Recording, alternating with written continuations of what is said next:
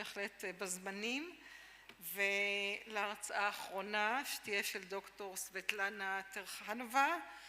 דוקטור טרחנובה סיימה את לימודיה במוסקבה, היא למדה במוסקבה, והדוקטורט שלה עסק בנושא של ארכיטקטורה ואיתורים של בתי כנסת עתיקים בגליל ובגולן.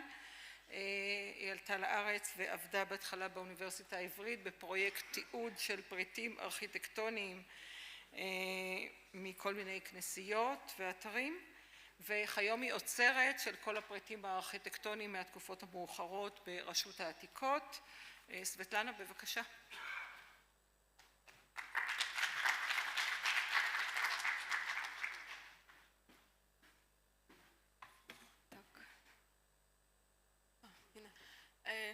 שלום לכולם, תודה על ההזדמנות לתת הרצאה פה על המחקר שאני מובילה כבר כמה שנים.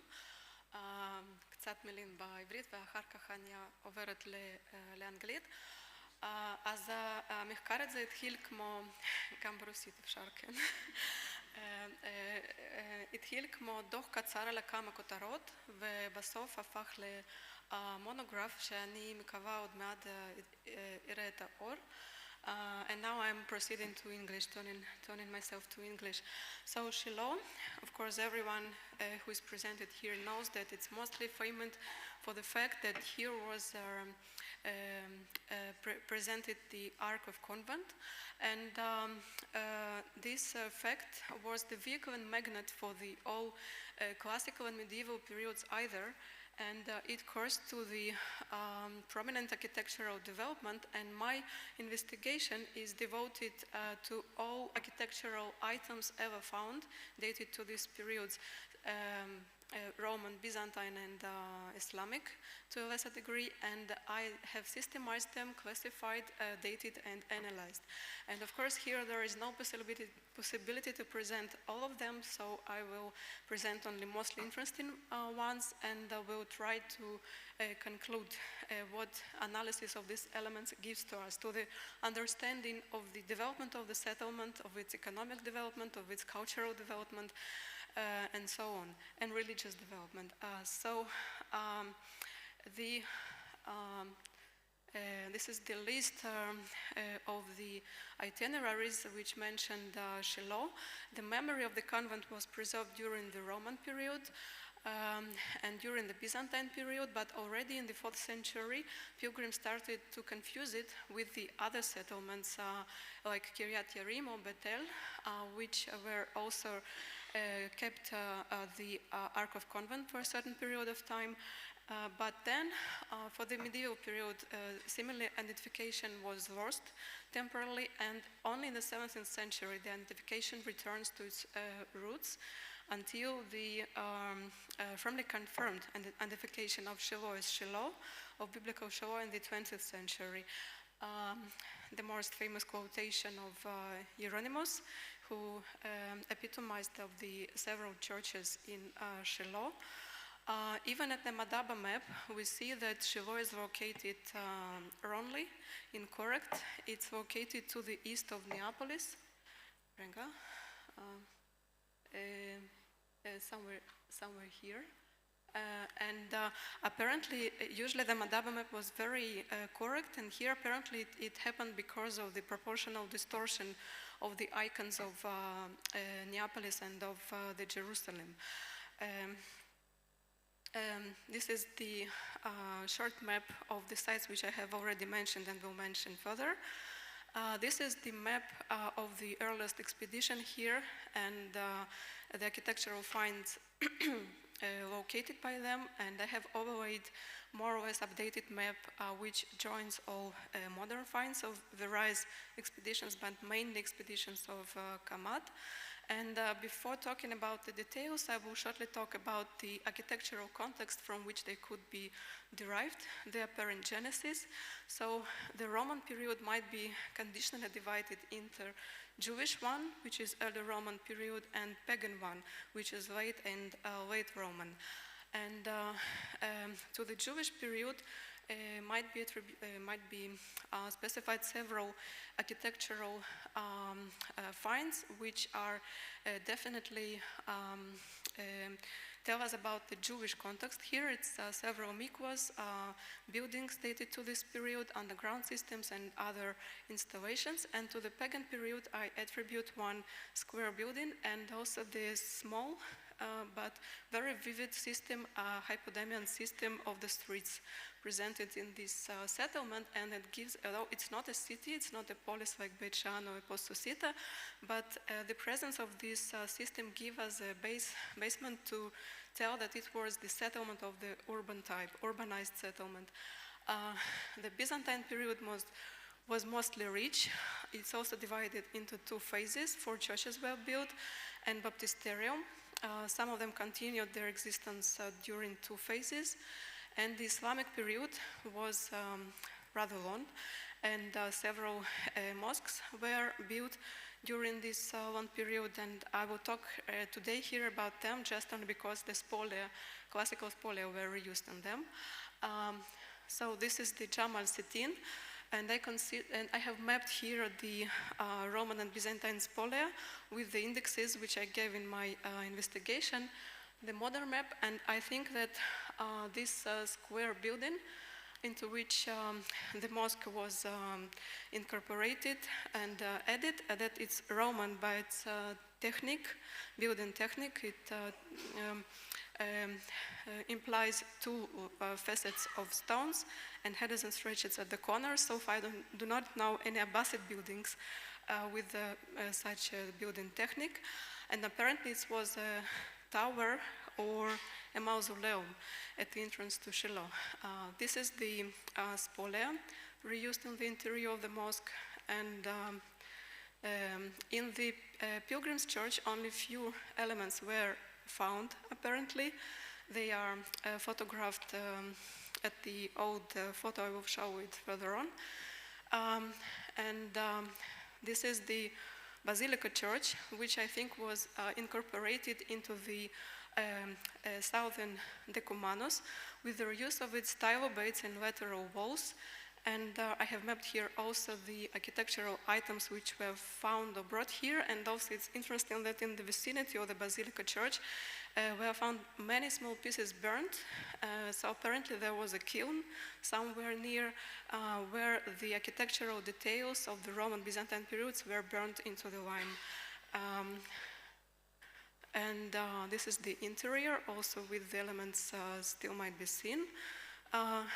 The northern churches and baptisterium, I believe that they were also built, incorporated into the decumanus, northern one, decumanus Cardo, and the small decumanus, so a small colonnaded building.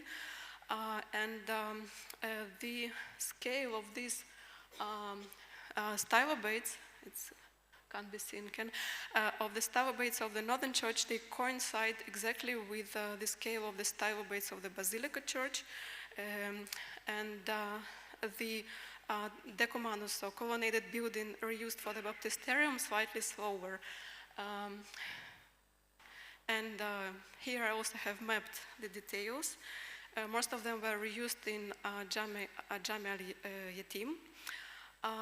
This is the stilobate of the Cardo in front of baptisterium, and you can note here the imprints, and their size interestingly coincides with one type of the Attic basis, which I will show later on. The baptismal font, I believe, was built from the destructed stylobate, a northern one, because if to collect all of these ashwares into one line, you will receive approximately the same length, which is missed there in situ, while the second one is still in situ. And this is the also Roman and Byzantine spolia reused in Mamluk Jami al-Yatim.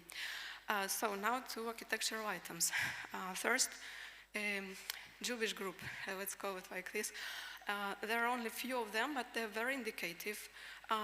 The first one, it's this one small cornice, which was reused for the construction of the well. You can see that it's a caveta cornice, but it's covered with the stucco decoration. And as far as we know, the stucco decoration was a very vivid feature of the Herodian palaces in Masada, Herodion, and also stucco decoration adorned the most rich houses in the Jewish quarter in Jerusalem of the Second Temple period. The other element is also, it's a corbel, a very plain corbel, also belonged to a certain monumental building, also dated by me to the Second Temple period. And this one element is very small, but it's very important. It's made from bitumen, and it is decorated with the row, a very nice row of beads and reels. This feature might be characteristic of a large architectural element like entablature, but from bitumen never entablatures were not carved because this material is very fragile. So my identification is the stone table.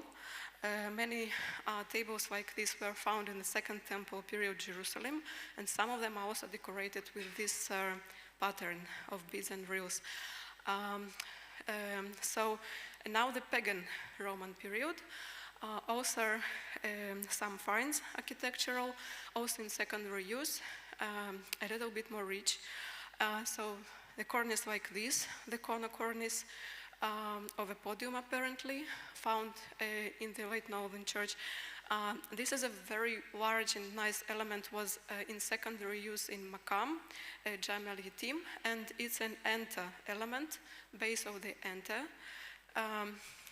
This one element, it's a corner pilaster. You can see that there are two pilasters joining at the corner. And these are two door jumps with the pilasters. So it might be said that it was a certain building which was flanked and embellished with the pilasters, and their size, their width coincides with this one pilaster cap, which was reused in also Mamluk Makam. And this amazing find is the ashlar, also in secondary use in the terrace, which is decorated with the bow's head. And this is a very unique find for the whole Holy Land. And apparently there is another one, as usually they were used symmetrically in the temples. So we know that bow is a sacred animal of Zeus, and a local personality of Zeus, this is Hadad. And there are many other samples of using of this image for the decoration of the sarcophagi, of the altars, and it's always connected to the cult of Zeus. And also in regional tradition, not in local one, we know the samples of the ashlars with the relief depictions of animals or angels, which were decorating the facades of the temples. These are samples from Syria and from Lebanon, from the Middle Roman period, and the only one more exact parallel for the relief head of the bow I have found it in Roman Algeria in Tidis. Here two ashlars were decorated, they are attributed to the local Mitreum. So it might be supposed that these elements they were all belonging to this small temple built in the Syrian style, like this one below. I hope that we will be able to make a reconstruction of this temple, graphic reconstruction. Also later, I date these elements slightly later to the late Roman period apparently. This is the elements already carved from, they're marble, so they were brought to Shiloh from Asia Minor apparently. This is the small Corinthian capital and the shaft fit in it. They belonged to such a columned niche or maybe to such a rotunda over the mausoleum. So we can suppose that here was a mausoleum and a temple, or both of them. This is the find of, from the excavations of Yevgeny Aronovich and Itzhak Magen. This is the octagonal altar, and by the regional and local parallels, it might be said this polygonal shape of the altar was usually devoted to Zeus. So this altar could stand in front of the temple decorated with the bow's head or heads. Such small find, burnt, also almost burnt to nothing. It's anthemion, and it could belong only to the cornice like this.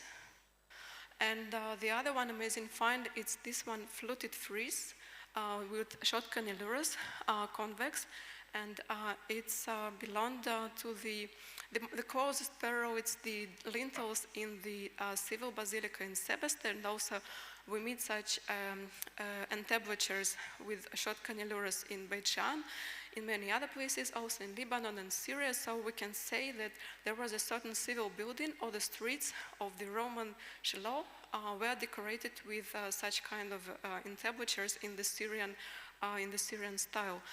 This one element was recently attributed very convincingly by Eitan Klein as the wall of the Trav burial. I will just add that the collection of these elements, it also shows us the Syrian origin, as most of the parallels are found in Syria. So we can say that the theory that the Shiloh in the late Roman period was settled by the foreign pagan population, I can confirm it by the analysis of the architectural elements. It was really a foreign pagan population which brought its cultural, religious, and architectural tradition together with them. Byzantine period is mostly rich. It's really a prosperity of Shiloh. Plenty of monumental architectural items were brought during this period. Mainly these are column sets. It's the elements of the doorways, and also plenty of liturgical furniture. From Corinthian capitals, I will mention these 6 capitals. They have a very interesting, unique feature. They have a third row of acanthus leaves instead of volutes and helixes. There were found 6 of them, and in Shiloh. And on one of them, there can be seen the traces of the defaced crosses. So by their style of acanthus, and also by the patterns of crosses, we can date them rather firmly to the Byzantine period.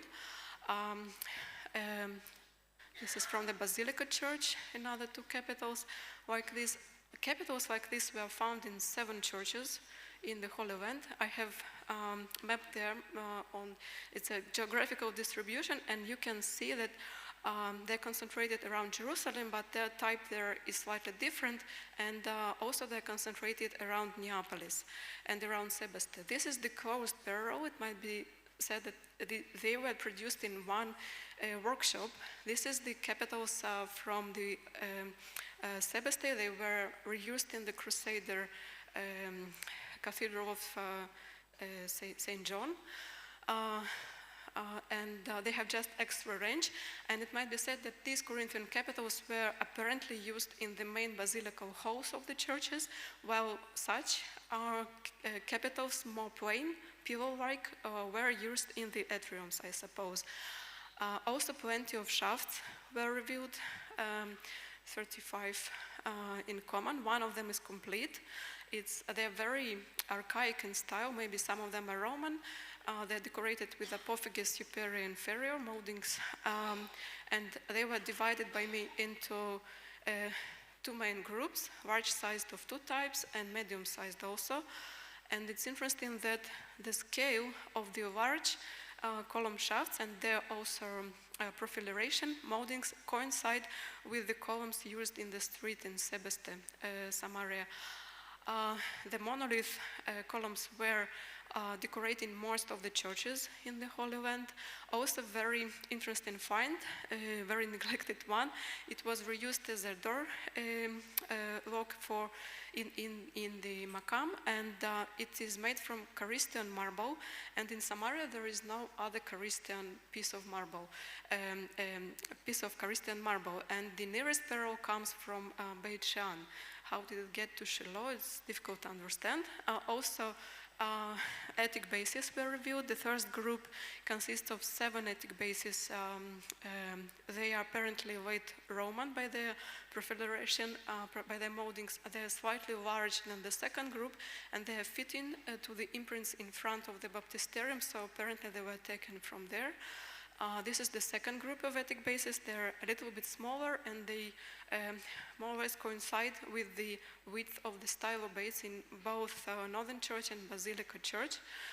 Interesting that both types were carved according to a very strict size of the Roman foot. Here are both types of them. And also small attic bases, only two. One of them is reused in Mamluk Makam, and it fits the size of the stylobites in the baptisterium, so apparently it's derived from there. Attic bases, they were also very common in ecclesiastical architecture, but also in Roman. And my stylistic analysis, you notice that I have made many parallels to the architectural finds in Sebeste. They coincide also with the geological observations. All of these elements of the column sets, capitals, shafts, and bases, they are made of the limestone, which also has inclusions from flint. And I have consulted with Nimrod Veller from Rashut Atikot, and he proved me that there is no such species of limestone in the vicinity of Shiloh, but it's very common around Samaria, Sebeste. So I suppose that all of these elements of the column sets were brought from Sebeste, and it amazingly coincides with the deciphering of two of the inscriptions by Leah de Segni. She proposed that the Bishop Euphonius mentioned in them was from Sebeste, so he just brought from his center of his bishoprics, he brought the elements to build the basilica, the churches in Shiloh. Also, elements of liturgical furniture. This is the column which is firmly attributed to Ciborium. There are actually not so many of them in the Holy Land, only in other 7 churches.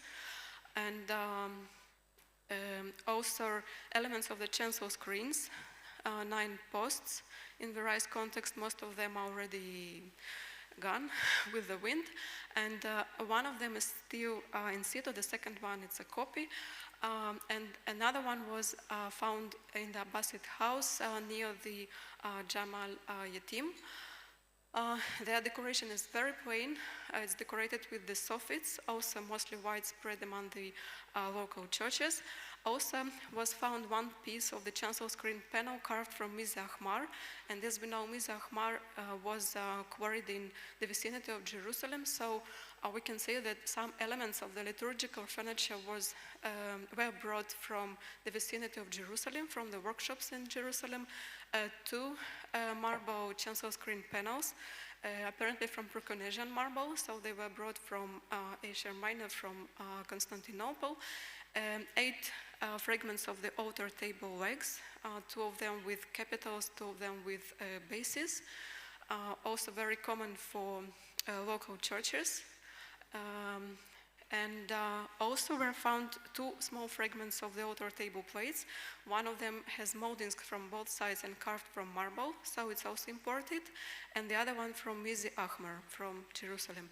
Conclusions. So by the analysis of the architectural elements, we can say that during the early Roman Jewish period in Shiloh, there was a certain edifice richly decorated with stucco. Meanwhile, only one element found from it, but I'm sure that many other elements will be found in the future. And also we have evidence of the bitumen furniture, which was used by the Jewish population in Shiloh. After certain desolation during the Middle and Late Roman period, the pagan population built here a small temple dedicated to Zeus Hadad. Also the hypodamian system of the streets, a small one was erected, and apparently some of the shafts and some of the bases were brought during this period also to Shiloh. And the Byzantine period is the prosperity of the city when many churches were built, many pilgrims visited the settlement, and for this purpose the settlement was decorated richly with the churches, and the elements were brought for them, so the economic system develops.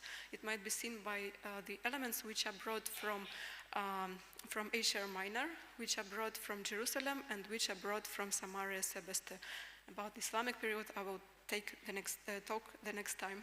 Thank you.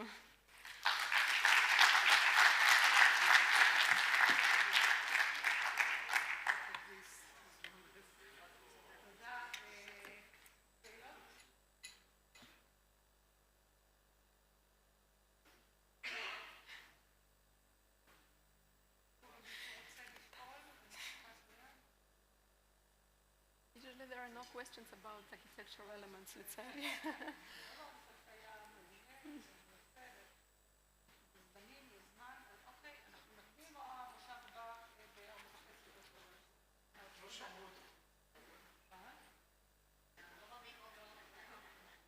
תודה רבה. תודה רבה, זו הרצאה מעולה. וכיוון שאין יותר מדי שאלות, אז אנחנו נצא להפסקה יותר ארוכה, וב4:30 ניפגש פה שוב להתראות.